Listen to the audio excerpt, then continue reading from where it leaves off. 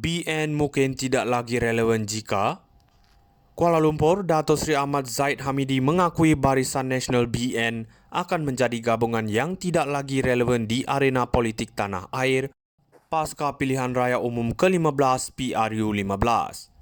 Pengerusi BN merangkap Presiden UMNO mengakui keadaan itu akan berlaku sekiranya Pakatan Harapan PH dan Perikatan Nasional PN bergabung untuk membentuk kerajaan ketika itu.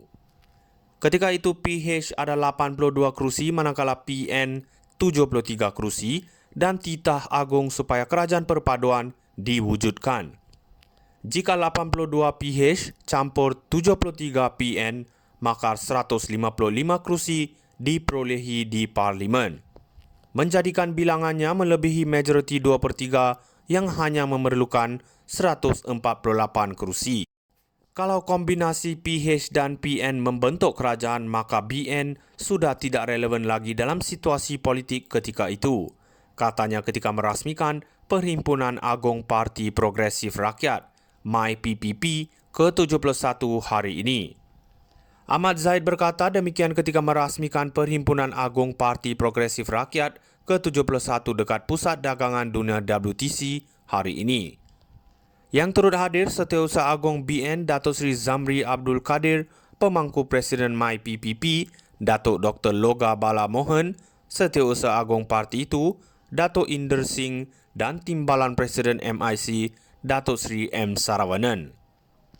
Sementara itu, Ahmad Zahid menasihatkan semua komponen dan parti bersekutu dalam BN mengambil iktibar pada PRU14 untuk membina semula kekuatan gabungan berkenaan. Justru beliau menasihati semua pemimpin supaya tidak dibuai dengan puncak kekuasaan kerana ia bukan milik peribadi, sebaliknya hak parti dan setiap perwakilan. BN ditemplak dengan tamparan hebat dalam sejarah politik tanah air pada 2018. Ketika itu saya mengambil alih dalam keadaan UMNO dan BN kehilangan segalanya. Bukan hanya kerajaan tetapi semua hak dan milik secara perundangan, malah aset UMNO telah tidak diiktiraf milik parti.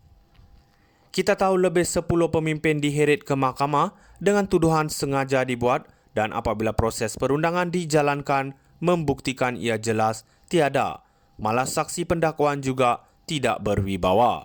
Ketika itu pemimpin terbabit seorang diri dalam keadaan susah dan tiada pengikut ketika mereka menoleh ke belakang. Bila keadaan susah, terpaksa jalan melihat lantai. Namun apabila keadaan senang, kita melihat tukang kipas, pelobi ramai, katanya. Mengetengah keadaan cuaca sebagai perlambangan semangat setia kawan, Ahmad Zahid berkata rakan akan sentiasa ada apabila berada dalam keadaan senang.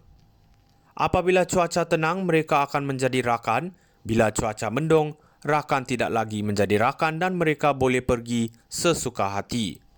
Namun paling utama ialah taat setia kita sebagai ahli parti mesti terus dihargai.